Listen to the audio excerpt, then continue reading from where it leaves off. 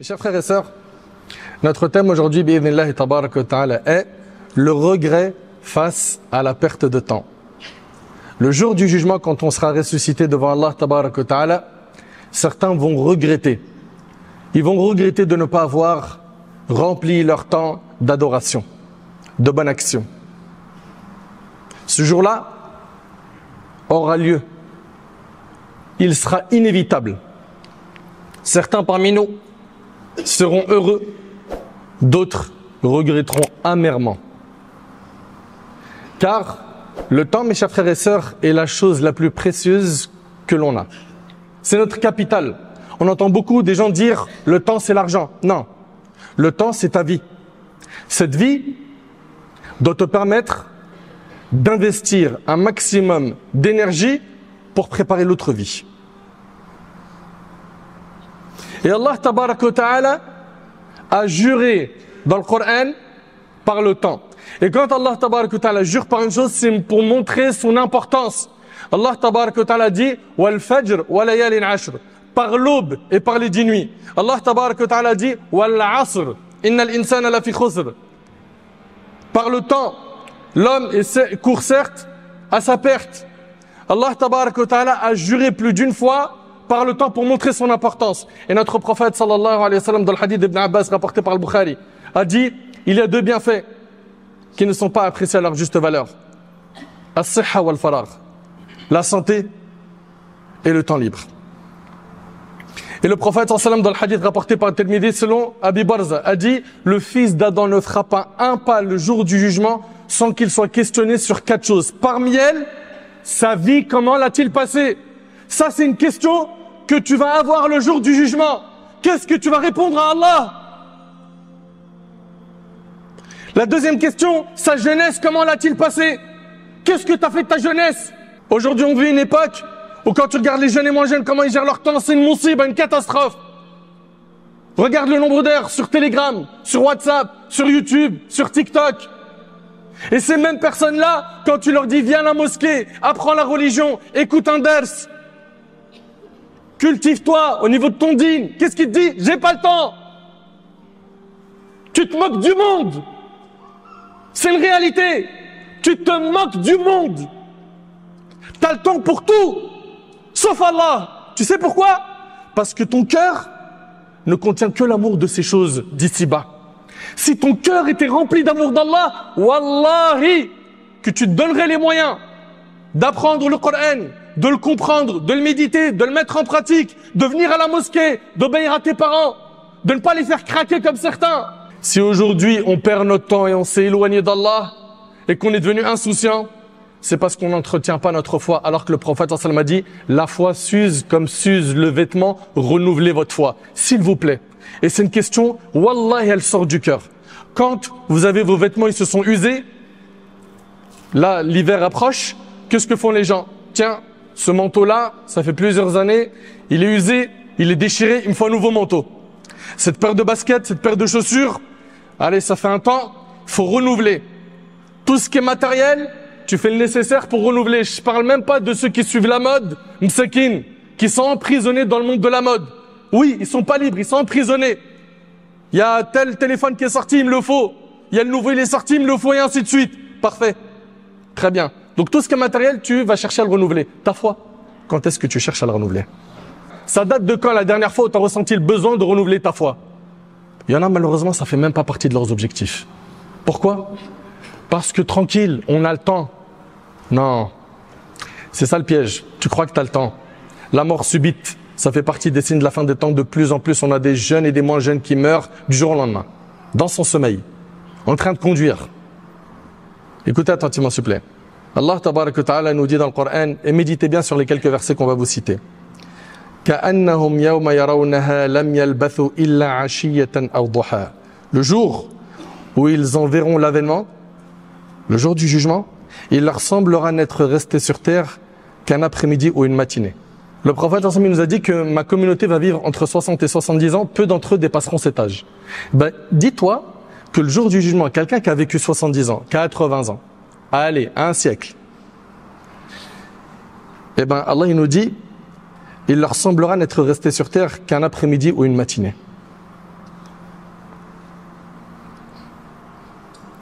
Qatada rahimahullah a dit, telle sera la durée de ce bas monde aux yeux des hommes lorsqu'ils verront l'au-delà. Allahu Akbar. Et vous savez, il y a 2 points que vous devez garder en tête concernant le temps libre. Le premier point, c'est que le temps qui est parti, il ne reviendra jamais. Il ne reviendra jamais. L'argent, ça vient, ça part. C'est vrai ou c'est pas vrai? Quelqu'un, il était au top au niveau de la richesse. Il a été frappé par une grosse épreuve, plus d'argent. Il se peut qu'il remonte la pente. Oui ou non? On en a vu des gens. Ils étaient en haut, financièrement. Ils ont coulé et ils ont réussi à remonter la pente. L'argent, ça part, ça revient. La santé, pareil. Mais le temps qui part, wallahi, il ne revient pas. Il ne revient pas. Le temps ne revient pas. Et ce temps-là, qui est parti, tu ne peux pas le compenser par quelque chose d'autre. Al-Hassan al-Basri, ce grand savant, qu'Allah lui fasse miséricorde, a dit, il n'y a pas un jour où l'aube se lève sans qu'il appelle, ô fils d'Adam, je suis une nouvelle création. Et je témoigne de tes actions. Alors tire profit de moi, car une fois que je serai passé, je ne reviendrai plus jusqu'au jour du jugement. Chaque jour qui part, il ne revient pas. En fait, il faut que tu comprennes que chaque jour, c'est un pas en plus que tu fais en direction de ta tombe. Est-ce que tu es prêt à rencontrer Allah? Est-ce que là, si tu meurs, est-ce que si l'ange de la mort vient prendre ton âme, ce que tu as fait, c'est suffisant? Chacun d'entre nous doit se poser la question. Moi, Wallah al-Azim, j'ai peur de ce jour. Wallahi, j'ai peur de ce jour. Parce que je ne suis pas prêt. Je ne suis pas prêt et je suis choqué de voir des gens qui sont autant insouciants, qui ont oublié l'au-delà. Leur temps, c'est que pour les passions. Tout sauf Allah. Mais vous êtes bien des musulmans. Un musulman, c'est quelqu'un qui cherche avant tout à satisfaire le maître Azza wa Jal. Et malheureusement, combien de jeunes et de moins jeunes? Je dis de moins jeunes parce que même certains de nos papas aujourd'hui, la seule activité qu'il a après le travail, c'est quoi? C'est la télé. Ça va être les infos, les feuilletons, ou bien les caméras cachées, ou bien son smartphone, et c'est parti pour des vidéos YouTube, ou du TikTok, ou du Facebook. Ce temps-là, qui part, il ne revient pas. Il ne revient pas. Allah tabarak wa ta'ala nous dit Ya ayyuhalladhina amanu la tulhikum amwalukum wa la auladukum an dhikrillah wa man yaf'al dhalik fa ulaika humul khasirun wa anfiqu mimma razaqnakum min qabli an ya'ti ahadakumul maut فيقول ربي لولا أخرتني إلى أجل قريب فأصدق وأكن من الصالحين. Ô vous qui croyez que vos richesses et vos enfants ne vous distraient pas de la mention d'Allah, que ta richesse ne te fasse pas oublier Allah, que ton argent, la dunya, ne te fasse pas oublier Allah. Ceux qui agissent ainsi sont les véritables perdants. C'est les paroles de qui? C'est les paroles d'Allah, dans le Coran, dans la sourate des hypocrites. Et ensuite, Allah, il dit, dépensez dans l'obéissance à Allah de ce que nous vous avons attribué, avant que la mort ne vienne à l'un de vous et qu'il ne dise, qu'est-ce qu'il va dire au moment de la mort? Seigneur, si tu m'accordais un court délai, est-ce que tu aimerais être de cela? Ou est-ce que tu n'aimerais pas ce jour-là être prêt? Je suis prêt. Alhamdulillah, j'ai pas été insouciant. Alhamdulillah, j'ai pas suivi la mauvaise fréquentation. Alhamdulillah, pendant qu'il y a des gens qui oublient Allah, moi j'étais dans le dhikr, moi j'étais dans le dua, moi j'étais dans le Coran, moi j'étais dans le salat, moi j'étais dans fi'lul khayr, moi j'étais dans birrul walidain. J'étais en train d'être bienfaisant vers mes parents. Est-ce que tu étais de cela?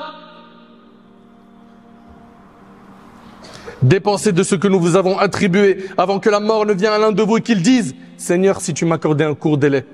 Pour faire quoi? Pour faire quoi? Pour visiter le monde? Il y a des îles que j'ai pas encore pris en photo. Il me manque des belles photos dans mes snaps. Non. Seigneur, si tu m'accordais un court délai, je ferai l'aumône et serai parmi les pieux. C'est quoi un pieux? Un pieux, c'est quelqu'un qui fait ce qui est obligatoire et qui délaisse ce qui est interdit. Et le paradis a été réservé aux pieux. Allah Ta'ala a dit dans le hadith qui est authentique, il a dit, j'ai préparé pour mes pieux serviteurs ce que nul œil n'a vu, aucune oreille n'a entendu et ce que aucun cœur ne peut imaginer. Et Allah il nous dit, dans la suite des versets, وَلَنْ يُؤَخِّرَ اللَّهُ نَفْسًا إِذَا جَاءَ أَجَلُهَا وَاللَّهُ خَبِيرٌ بِمَا تَعْمَلُونَ. Or, Allah n'accorde jamais de délai à celui dont le terme est arrivé. Allah connaît parfaitement vos agissements.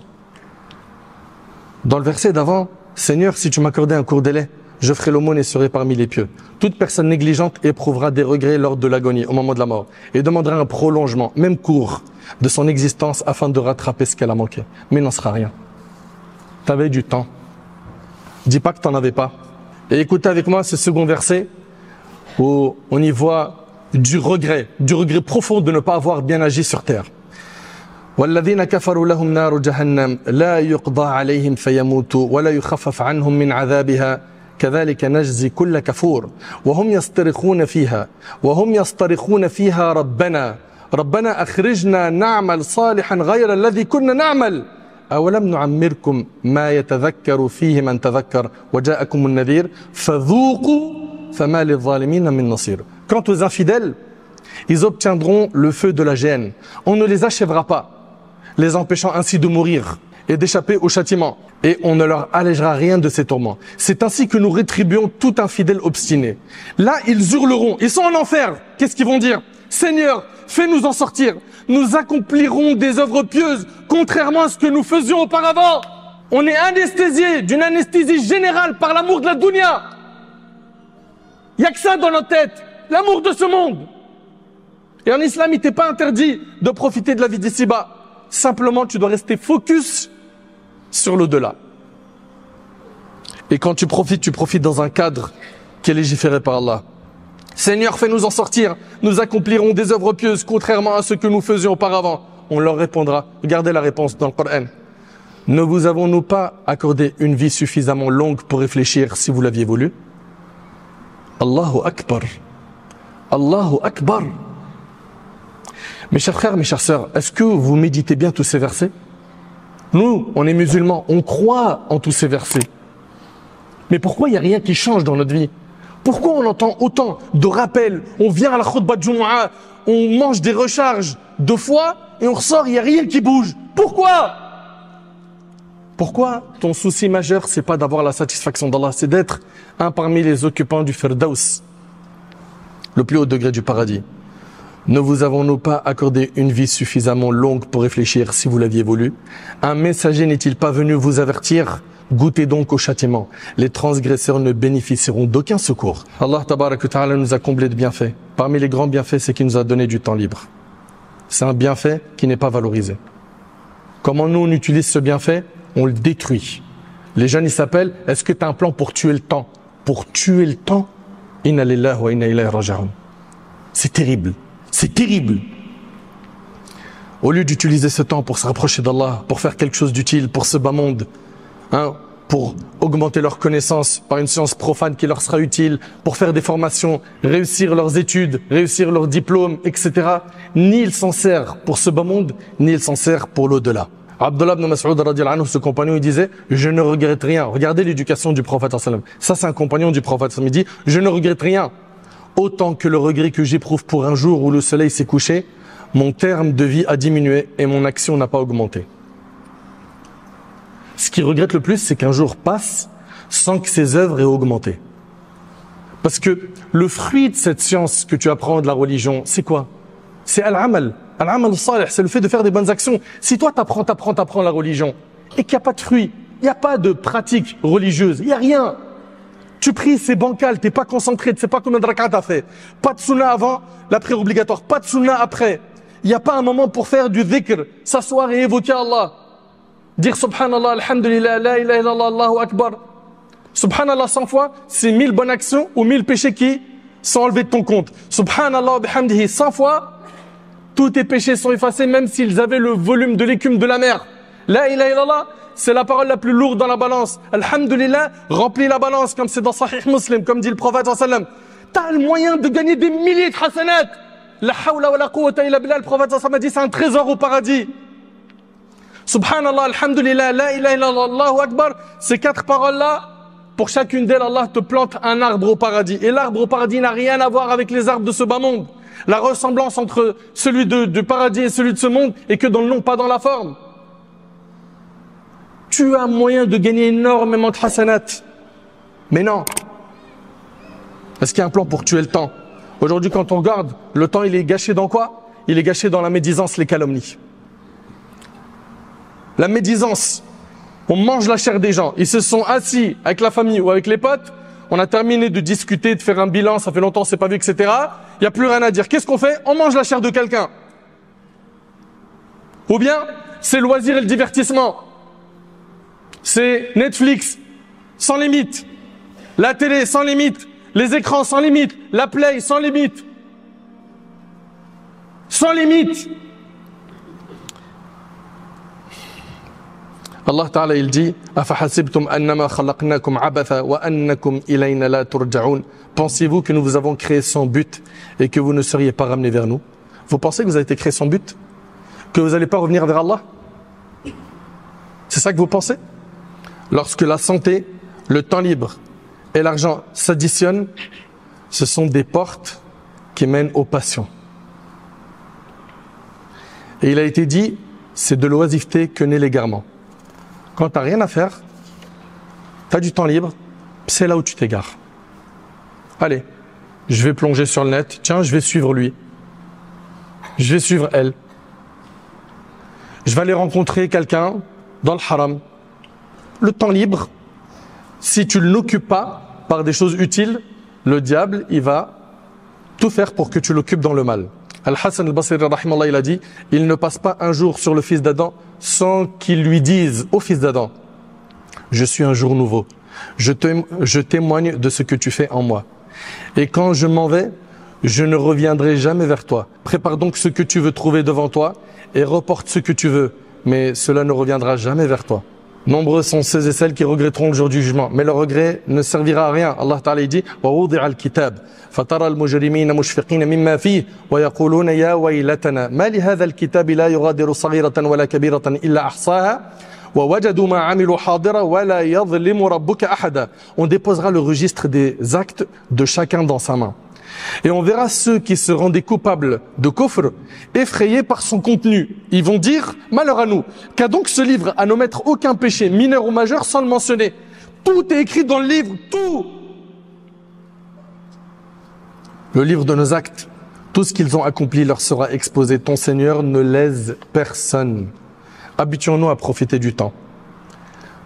T'as pris les transports en commun, dhikrullah, évoque Allah. Il y a un dhikr que tu peux faire sans bouger les lèvres. C'est la ilaha illallah. Akthir min dhikri la ilaha illallah. Multiplie le fait de dire la ilaha illallah, la ilaha illallah. En faisant cela, tu es en train d'augmenter tes bonnes actions. Multiplie le fait de dire astaghfirullah. Multiplie de prier sur le prophète alayhi salatu wassalam. Allahumma salli wa sallam ala nabiyina Muhammad. En priant sur le prophète alayhi sallam, tu effaces tes péchés par la grâce d'Allah et tes soucis disparaissent, comme cela a été relaté dans un hadith. On doit donc s'habituer à profiter du temps. Dhikr. Les gens pieux, quand il y a un silence, ils sont dans le dhikr, ils évoquent Allah. Ils profitent du temps. Ils ne sont pas là comme ça, bon, rien à dire, allez, téléphone. Premier réflexe. Et enseignons à nos enfants de ne pas perdre de temps, car c'est la chose la plus chère qu'ils possèdent. Abdullah ibn Abdel Malik, qu'Allah lui fasse miséricorde, a dit, nous étions avec notre père dans son cortège. Il nous disait, faites des louanges, dites subhanallah jusqu'à cet arbre. Alors nous faisions des louanges jusqu'à ce que nous l'atteignions. Quand un autre arbre apparaissait à l'horizon, il disait, dites Allahu Akbar jusqu'à cet arbre. Et il nous faisait faire ainsi tout le long du chemin. Des parents qui enseignent à leurs enfants de profiter du temps. La chose la plus précieuse qu'ils ont. Le prophète sallam n'a-t-il pas dit, profite de 5 choses avant 5 choses, parmi elles, ta vie avant ta mort. Ta vie avant ta mort. Et méfiez-vous, mes frères et sœurs, de ceux qui sont insouciants, des mauvaises fréquentations. Ne faites pas en sorte que votre cercle proche d'amis soit des gens qui vous éloignent d'Allah, des gens qui ne pensent jamais à Allah. Non. Pourquoi? Parce que le risque, c'est que tu perds ta foi. Et ta foi, c'est ce que tu as de plus cher. C'est ça qui peut te sauver le jour du jugement. Et sache une chose, c'est que perdre du temps, c'est pire que mourir. La perte de temps, c'est pire que la mort, comme a dit Ibn al-Qayyim. Pourquoi?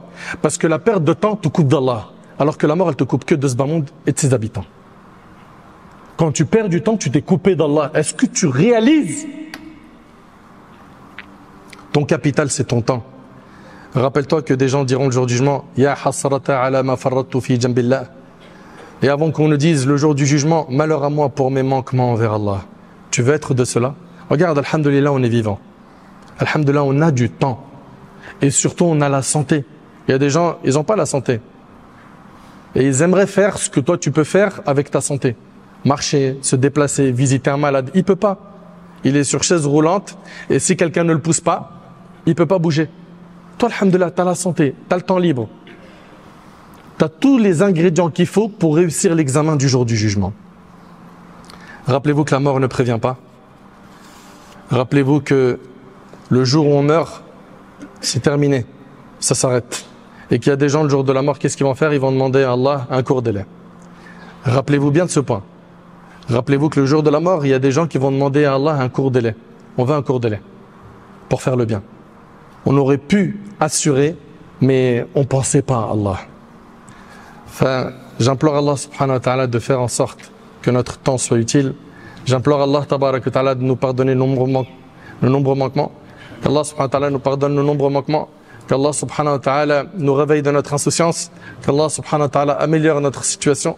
Qu'Allah tabarak wa ta'ala nous accorde la piété. Qu'Allah azza wa jal nous accorde la véracité dans les paroles et dans les actions. Qu'Allah tabarak wa ta'ala nous accorde une bonne fin.